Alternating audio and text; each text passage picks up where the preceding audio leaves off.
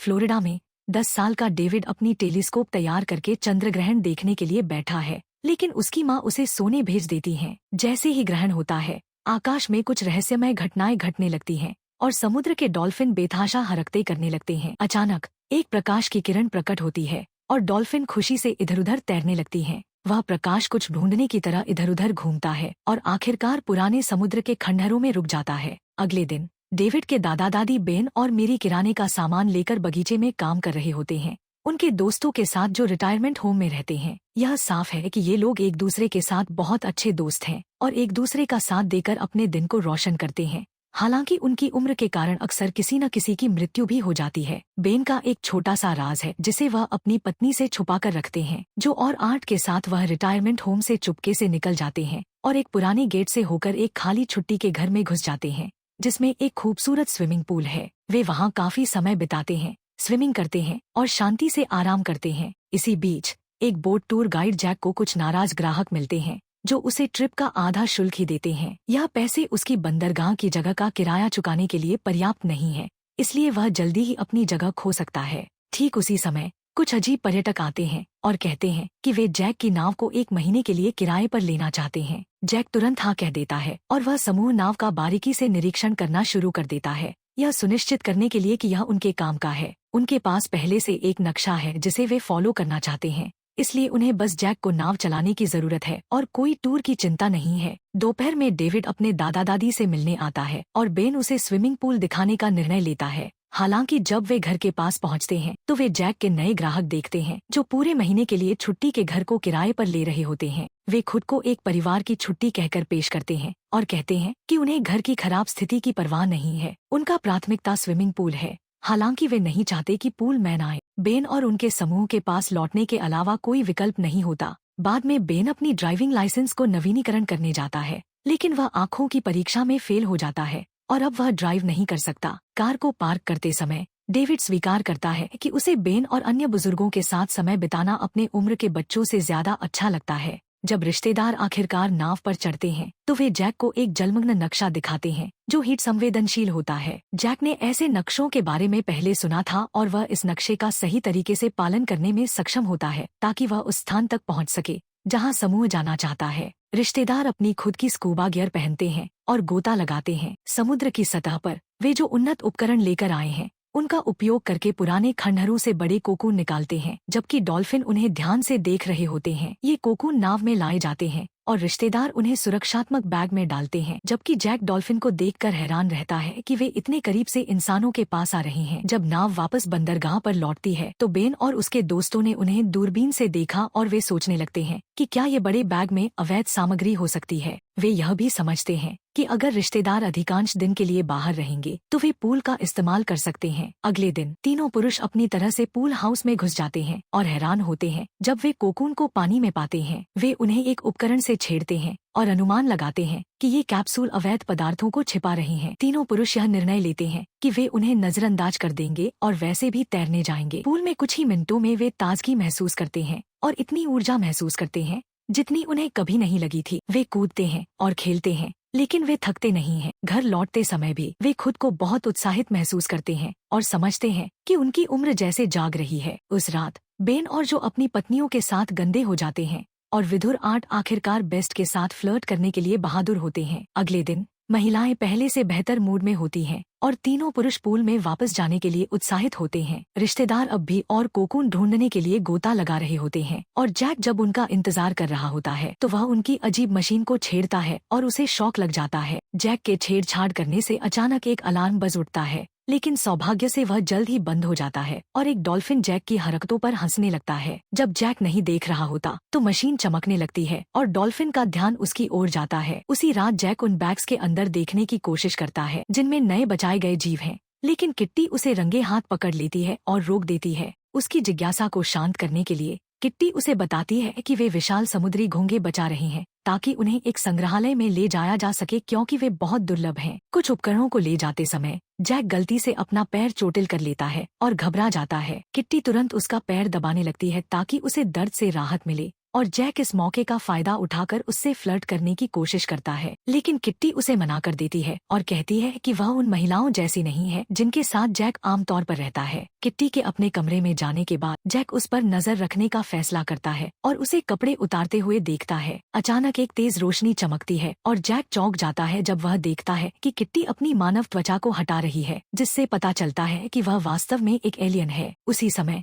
Kitty उसे देख लेती है और जैक घबरा जाता है, भागने की कोशिश करता है। किट्टी और उसके साथी तुरंत उसे घेर लेते हैं, इसलिए जैक खुद को बचाने के लिए अपने वेल्डर का इस्तेमाल करता है। फिर जैक नाव स्टार्ट करने की कोशिश करता है, लेकिन कोई फायदा नहीं होता। किट्टी जब उसे शांत करने के लिए पास आती है तो जैक देखता है कि उसकी त्वचा गिर रही है और वाल्टर इसे ठीक करता है। फिर खुलासा करता है कि वह भी नकली त्वचा पहने हुए है। जैक फिर से घबरा जाता है और पानी में कूद जाता है, जहां उसे हंसती हुई डॉल्फिन चौंका देती है। एलियंस उसे वापस नाव पर ले आते हैं और वादा करते हैं कि वे उसे कोई नुकसान नहीं पहुंचाएंगे, बल्कि वे अब भी उसकी सेवाओं के लिए भुगतान करेंगे। ये लोग कोई रिश्तेदार नहीं है, बल्कि एलियन है जिन्हें अंटेरेंस कहा जाता है। हजारों साल पहले उन्होंने पृथ्वी पर एक चौकी स्थापित की थी जो अटलांटिस के रूप में प्रसिद्ध हुई, लेकिन जब वह महाद्वीप समुद्र में डूब गया तो उन्हें अपने ग्रह लौटना पड़ा। हालांकि वे अपने कुछ साथियों को कोकून में छोड़ गए थे और अब वे उन्हें बचाने के लिए वापस आए हैं। जैक समझ जाता है कि इन एलियंस का कोई बुरा इरादा नहीं है और उनकी मदद करने के लिए तैयार हो जाता है। इसी बीच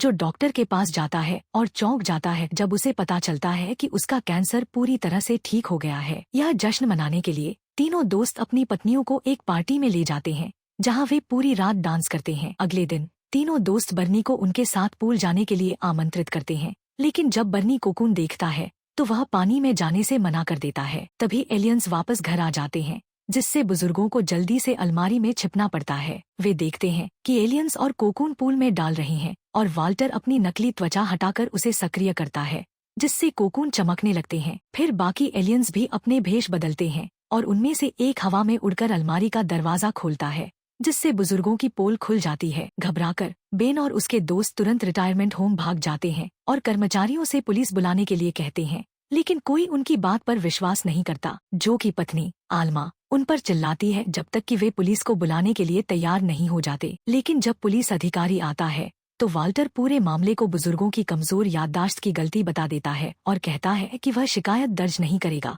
बशर्ते वे दोबारा घर में न घुसें। अगले कुछ दिनों तक बुजुर्ग उदास और बोर महसूस करते हैं, क्योंकि उन्होंने अपना प्रिय पूल खो दिया है। और चीजें तब और भी खराब हो जाती हैं जब जो का कैंसर वापस लौट आता है। बेन वाल्टर से मिलने जाता है और पूरी स्थिति समझाता है, यह कसम खाते हुए कि वे सिर्फ तैरना चाहते हैं और कोकून को छुएंगे नहीं। बेन की अपने दोस्त को बचाने की कोशिश से प्रभावित होकर वाल्टर उन्हें पूल का उपयोग करने की अनुमति दे देता है। उसी दोपहर तीनों दोस्त अपनी पत्नियों को भी पूल में बुलाते हैं। हालांकि बर्नी एलियंस के पास जाने से मना कर देता है और अपनी पत्नी को भी वहां जाने से रोकता है। बाकी लोग पानी में खूब मजे करते हैं और जल्द ही अपनी ऊर्जा फिर से हासिल कर लेते हैं। जब एलियंस समुद्र से लौटते हैं तो वे आम दोस्तों की तरह बुजुर्गों का अभिवादन करते हैं। पानी की शक्ति से बेन की दृष्टि वापस आ जाती है और वह अपना ड्राइविंग लाइसेंस नवीनीकरण करवाता है। अब यह समूह रात में बाहर जा सकता है और शहर के आधुनिक बारों में घूम सकता है, जहां जो अपने डांस मूव से सबको चौंका देता है। वे समुद्र तट पर खेलते हैं, रिटायरमेंट होम की अन्य गतिविधियों में शामिल होते हैं और खरीदारी के दौरान भी खूब मजे करते हैं। मैरी अब डेविड के साथ पेड़ों पर चढ़ सकती है और एलियंस भी उनके साथ ताश खेलने के लिए तैयार हो जाते हैं। कभी कभी अन्य बुजुर्ग निवासी उनकी नई मिली ऊर्जा के बारे में पूछते हैं, लेकिन यह समूह हमेशा अपना रहस्य छिपा कर रखता है। इस बीच जैक और किट्टी एक दूसरे के साथ काफी समय बिताते हैं और एक रात वे डॉल्फिन के साथ तैरने जाते हैं। जैक किट्टी के साथ अंतरंग होना चाहता है, लेकिन उसकी शारीरिक बनावट अलग होती है, इसलिए वह उसे दिखाती है कि उसके ग्रह पर प्यार कैसे व्यक्त किया जाता है। दोनों बिना कपड़ों के पूल में उतरते हैं और किट्टी चमकने लगती है। वह इस चमक को अपने शरीर से बाहर निकालती है, जो पूरे कमरे में घूमने के बाद जैक के सीने में समा जाती है। इससे जैक को एक अविश्वसनीय आनंद महसूस होता है, जो इंसानों के लिए एक रोमांचक चरम सुख के समान होता है। कुछ रातों बाद यह तरोताजा हुआ समूह एक बॉलिंग टूर्नामेंट जीत जाता है, जिससे बेन को चिंता होने लगती है कि कहीं उनका यह दिखावा लोगों का ध्यान आकर्षित न कर ले। सभी घर लौट जाते हैं सिवाय जो के, जो आइसक्रीम पार्लर में एक महिला को उठा लेता है। यह पता चलता है कि वह लंबे समय से उसके साथ संबंध बना रहा था और आखिरकार आल्मा को इस बात की भनक लग जाती है। जब जो वापस रिटायरमेंट होम लौटता है तो देखता है कि आल्मा घर छोड़कर जा रही है और उसे रोकने की कोशिश करता है। आल्मा उसकी बात सुनने से इनकार कर देती है और थोड़ी बहस के बाद वह ब्रेस के घर चली जाती है। अगले दिन दोपहर के खाने के दौरान जो अपनी कुंठा बर्नी पर निकालता है और कहता है कि अगर वह अपनी पत्नी से सच में प्यार करता तो उसे भी पूल में ले जाता। इस बात पर दोनों में बहस हो जाती है और पूरा कमरा सुनता है जब बर्नी यौवन के झरने का जिक्र करता है। वह जो से कहता है कि उसकी यही आदतें आल्मा के जाने की वजह है, जिससे जो इतना गुस्सा हो जाता है कि वह बर्नी को मुक्का मारने की कोशिश करता है, लेकिन एक सुरक्षा गार्ड बीच में आ जाता है और जो गलती से उसे ही मार देता है। जब दूसरा गार्ड मदद के लिए आता है तो जो उसे भी पीटना शुरू कर देता है और तब तक नहीं रुकता जब तक आंट उसे खींचकर अलग नहीं करता। इस बहस को सुनने के बाद अन्य बुजुर्गों को पता चल जाता है कि पूल में कोई रहस्य छिपा है। एक बड़ा समूह रिटायरमेंट होम से निकलकर छुट्टी वाले घर की पुरानी बाड़ को गिरा देता है और पूल में कूद पड़ता है। वे लापरवाही से तैरने और पानी उछालने लगते हैं, यहाँ तक कि वे एक कोकून को खिलौने की तरह इस्तेमाल करने लगते हैं। इसी दौरान वाल्टर वहाँ आता है और चिल्लाकर उन्हें बाहर निकालने को कहता है। जब कोई उसकी बात नहीं सुनता तो वह पुलिस बुलाने की धमकी देता है, जिससे वे सभी डरकर भाग जाते हैं। बाद में एलियंस कोकून खोलकर देखते हैं और पाते हैं कि बुजुर्गों ने पूल की सारी जादुई ऊर्जा खत्म कर दी है, जिससे कोकून के अंदर के एलियंस अब सूख चुके हैं और लगभग मृत अवस्था में हैं। वाल्टर घोषणा करता है कि अब वे उनकी मदद नहीं कर सकते और हैरानी से महसूस करता है कि उसका मानव भेष दुख व्यक्त करते हुए आंसू बहा रहा है। इसी बीच बर्नी अपनी पत्नी के लिए दवाई लेकर आता है, लेकिन पाता है कि वह मर चुकी है। यह आघात उसे इतना गहरा लगता है कि वह उसकी मृत शरीर को उठाकर पूल में ले जाता है, यह सोचकर कि शायद पानी उसे जीवित कर देगा, लेकिन पूल की शक्ति खत्म हो चुकी थी, इसलिए कोई असर नहीं होता। वाल्टर वहां आता है और अफसोस जताता है कि वह कोई मदद नहीं कर सकता। कुछ मिनट बाद एम्बुलेंस आती है और बर्नी की पत्नी के शव को ले जाती है। बेन पूरे समुदाय की ओर से माफी मांगने के लिए वाल्टर के पास जाता है। वाल्टर बताता है कि उसकी प्रजाति अमर है, इसलिए उसने कभी दुख का अनुभव नहीं किया था, लेकिन अब उसके 2 साथी कोकून में मृत पड़े हैं। वह बाकी कोकून को फिर से समुद्र में डालना चाहता है ताकि वे फिर से सो जाएं और तब तक सुरक्षित रहें जब तक वह अपनी ऊर्जा बढ़ाकर वापस न आ जाए। लेकिन समय बहुत कम है, क्योंकि अगले दिन उसे और उसकी टीम को अपने ग्रह लौटना होगा। अपनी गलती सुधारने के लिए बेन अपने कुछ दोस्तों को इकट्ठा करता है और वे सभी मिलकर कोकून को नाव में लादते हैं। जैक उन्हें सही स्थान पर ले जाता है और बुजुर्गों को गोताखोरी का सामान दिया जाता है ताकि वे कोकून को अटलांटिस के खंडहरों में सुरक्षित रख सकें। कोकून अच्छे से छिपा दिए जाते हैं, जबकि डॉल्फिन उनके चारों ओर तैरती रहती हैं। जब यह काम पूरा हो जाता है तो वाल्टर बताता है कि वह अपने साथियों को बचाने में असमर्थ रहा, इसलिए अब उसके अंतरिक्ष यान में अतिरिक्त जगह बची है। अगर ये बुजुर्ग चाहें तो वे पृथ्वी छोड़कर एलियन ग्रह पर जा सकते हैं और एक नया अमर जीवन शुरू कर सकते हैं। बुजुर्ग इस प्रस्ताव को स्वीकार कर लेते हैं, लेकिन पहले उन्हें कुछ जरूरी तैयारियां करनी है। बेन डेविड को बताता है कि वह और मैरी जा रही हैं और अब डेविड उन्हें फिर कभी नहीं देख पाएगा। जब डेविड इसका कारण पूछता है और बेन अंतरिक्ष का जिक्र करता है तो लड़का उस पर विश्वास नहीं करता। मैरी आखिरी बार अपनी बेटी सुसान और डेविड को गले लगाती है, लेकिन वह तब तक नहीं रोती जब तक वे काफी दूर नहीं चले जाते। आर्ट बैंक से अपनी सारी बचत निकालकर सड़क पर अजनबियों को देना शुरू कर देता है। फिर वह ब्रेस से शादी कर लेता है, जो आल्मा से मिलने जाता है और उसे एलियंस के प्रस्ताव के बारे में बताता है। वह समझाता है कि वह जाना चाहता है, लेकिन अगर आल्मा नहीं जाती तो वह भी कैंसर के साथ यहीं रुककर उसका साथ देना चाहेगा। जो कि यह बात सुनकर आल्मा को उसके लिए बुरा लगता है और वह जाने के लिए तैयार हो जाती है। बाकी वृद्ध निवासियों को भी यह प्रस्ताव दिया जाता है और उनमें से अधिकांश जाने के लिए सहमत हो जाते हैं। वे सभी चुपचाप कर्मचारियों के सोने का इंतजार करते हैं और बिना कोई आवाज किए इमारत से बाहर निकल जाते हैं। जब वे नाव पर चढ़ रहे होते हैं तो बर्नी वहां आता है और अलविदा कहता है, क्योंकि उसने पृथ्वी पर ही रुकने का फैसला किया है। दुर्भाग्य से जैक नाव शुरू नहीं कर पाता, इसलिए उसे कुछ मरम्मत करनी होगी, जिससे उन्हें कुछ देर और रुकना पड़ता है। उसी समय सुसान देखती है कि डेविड रो रहा है और यह सोचकर चिंतित हो जाती है कि क्या उसे पता है कि उसके माता पिता अजीब व्यवहार क्यों कर रहे थे, लेकिन डेविड उसे कुछ नहीं बताता। चिंतित होकर सुसान रिटायरमेंट होम जाने का फैसला करती है और जब सुरक्षा गार्ड बेन और मैरी को ढूंढने जाता है तो उसे पता चलता है कि सभी बिस्तर खाली हैं। वह तुरंत पुलिस को बुलाता है और वे सुसान की मदद से इलाके की तलाशी शुरू कर देते हैं। इस बीच डेविड देखता है कि नाव आखिरकार चल पड़ी है, तो वह बंदरगाह की ओर दौड़ता है और आखिरी क्षण में कूदकर अपने दादा दादी के साथ जुड़ जाता है। पुलिस इसे अपहरण समझकर कोस्ट गार्ड को सतर्क कर देती है। जल्द ही हेलीकॉप्टर और अन्य नावें उनका पीछा करने लगती हैं। जैक अपनी नाव की गति बढ़ाता है, जिससे एक रोमांचक पीछा शुरू हो जाता है, जबकि पुलिस उन्हें रोकने की धमकी देती है, यह महसूस करते हुए कि वह अपने दादा दादी को खतरे में डाल रहा है।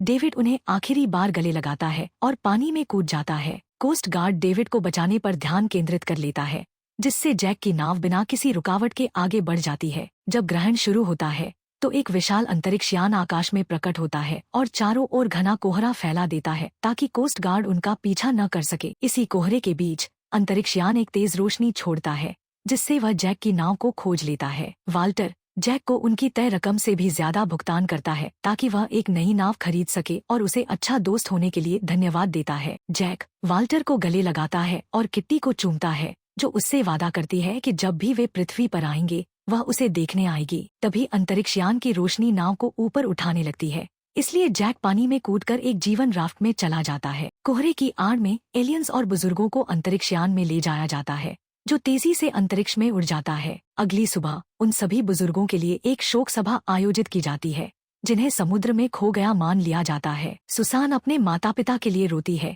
लेकिन डेविड आसमान की ओर देखता है, अंततः बेन की कहानी पर विश्वास करते हुए।